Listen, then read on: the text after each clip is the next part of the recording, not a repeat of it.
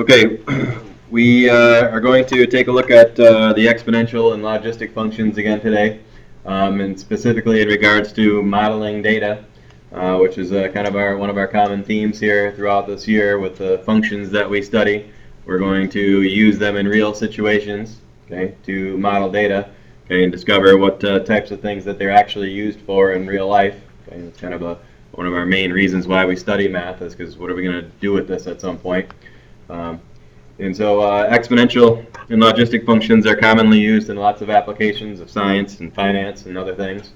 But ultimately, the first part I want to look at here is this change by a percent. Okay, so if we have a constant percentage rate, okay, so whatever the percentage is, we'll call it R. Okay, and when we have a population, for instance, and again, this is just a for instance, this could be used in this particular aspect, or it could be used a lot of times the same kind of idea is used in finance, okay, the way our money grows when we put it in the bank, because it generally grows by a percent. So anytime we grow or decay by a percent, we're ultimately under the same kind of idea. So we start with some kind of initial population or an initial amount of money, let's say, for instance, okay, and ultimately if we're growing by a percent, okay, we're going to take whatever we started with and we're going to add, okay, to it whatever we started with times the percentage rate. Okay, so whether this is population, like I said, or money, those are kind of probably the two of the most common applications of this. Okay, I want you to see the general pattern here is that if we take how much population we started with and then the change in population, and that's what this represents. Okay, this represents the population times the percent. That's the change. And if we add those together, okay, we can write it more compactly by factoring out the p sub 0, okay, the population times 1 plus r. Okay. After the second year, okay, we're going to get the same idea here. It's going to be the population that we started with times 1 plus r squared, 1 plus r cubed, and so on. And ultimately, if we want for a general year, we can write it as the initial population times 1 plus r to the t. And notice what that leads to. It leads to an exponential function. And we have an A, if you will, which is our initial population.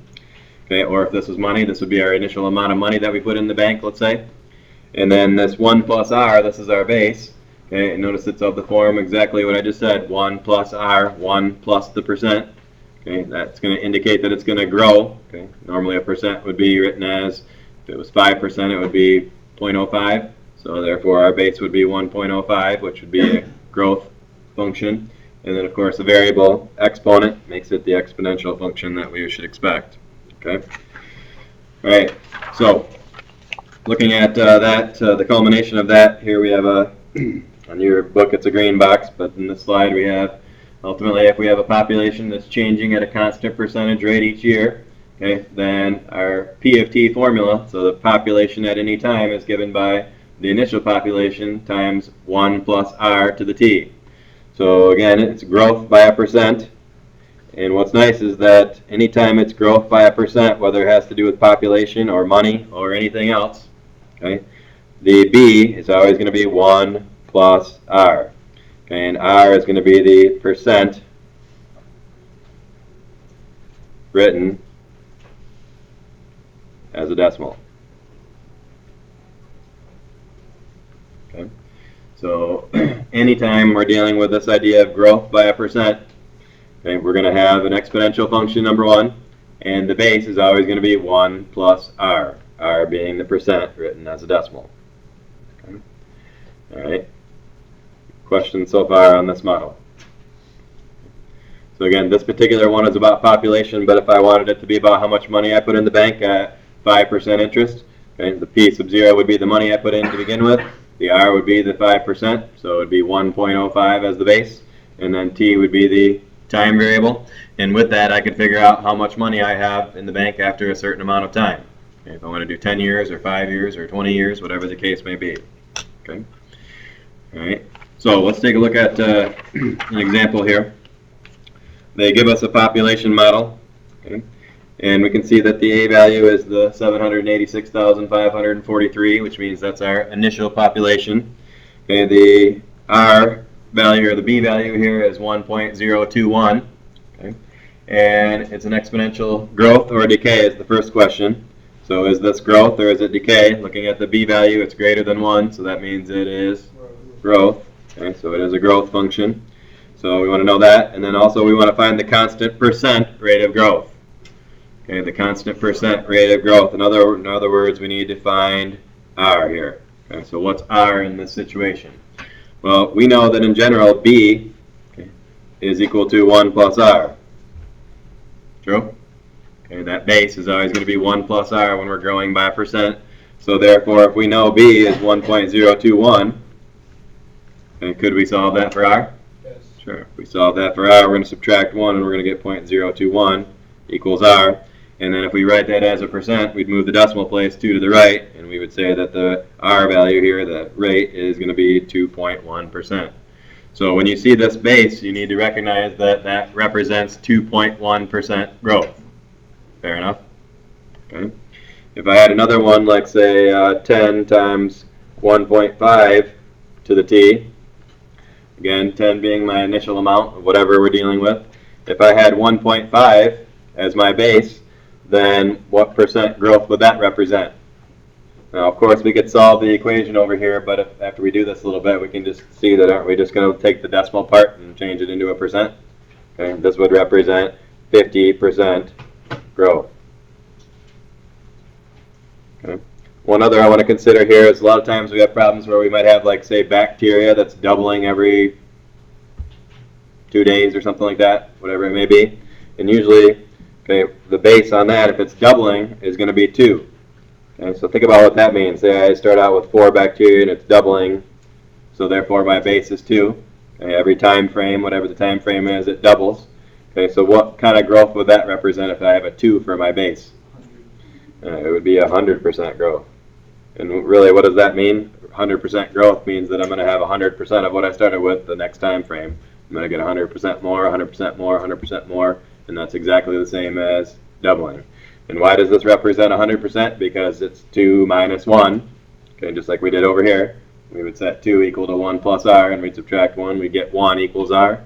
And what is 1 as a percent? It's 100%. Okay. Questions so far?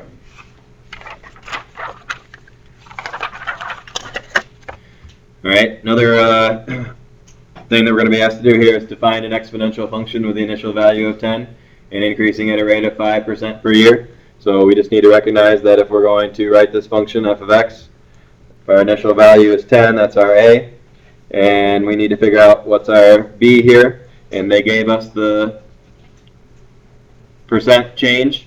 So we know that in general in here is going to be 1 plus r, so we would just write 1.05 to the x, and that right there would do it, wouldn't it? Okay. So that would be an exponential function that describes the growth of something that starts with 10 and is growing at a rate of 5% per year.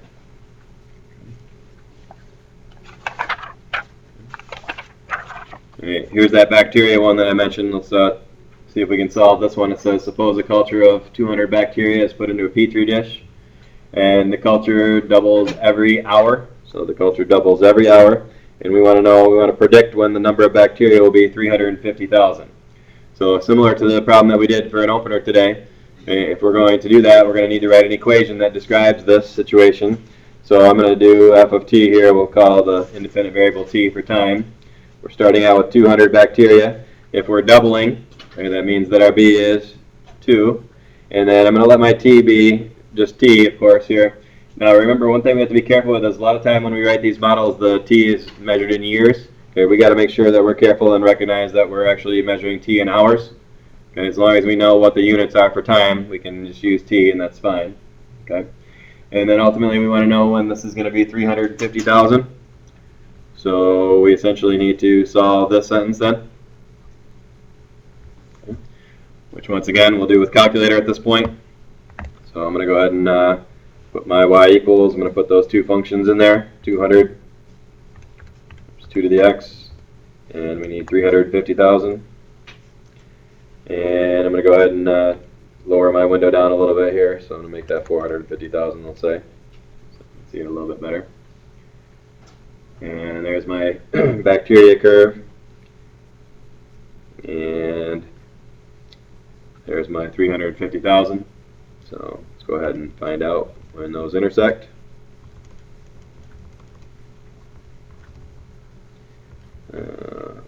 Oops, I'm way too far.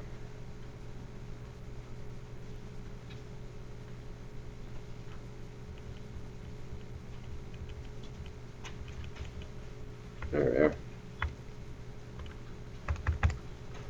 Looks like the answer then would be 10.773. And what would be the units on that? So we take the bacteria 10.773 hours to get to 350,000. It's kind of disgusting, huh?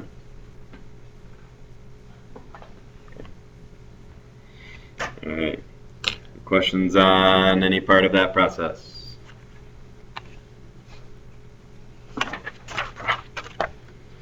All right, I have another one that I want to look at together. That's on page 297, following with me in the book. So number 33. Okay, there's another exponential application that's often used, and this is comes from science also. It says that we have the half-life of a certain radioactive substance is 14 days. And it says there are 6.6 grams present initially. Okay, so there's 6.6 grams is our A, if you will. It's our initial amount. So 6.6 grams is going to be our A in this case. And ultimately the question in part A is express the amount of the substance remaining as a function of T. Alright, so I'm going to give you a formula here that we're going to use in general for half-life problems. Okay, before I do so though, I just want to make sure we're clear on the science of this.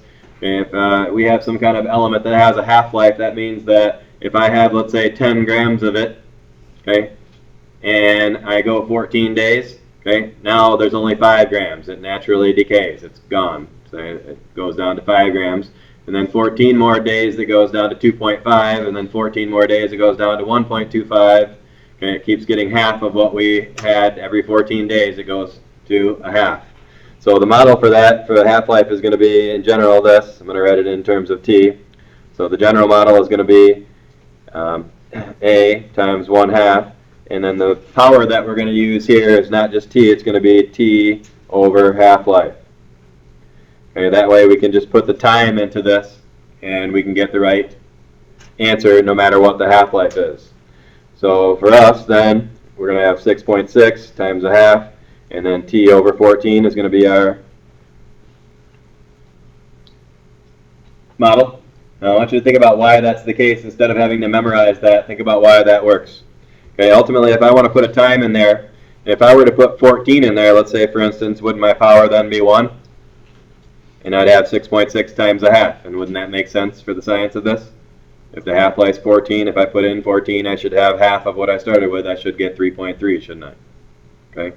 So again, instead of memorizing this, okay, think about why that's the case, and then you'll just know what to do when you make the model. Okay.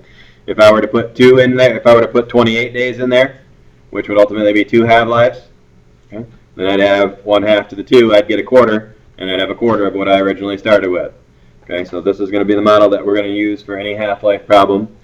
And so in our particular case, they ask us to it says when will there be less than 1 gram remaining? Okay.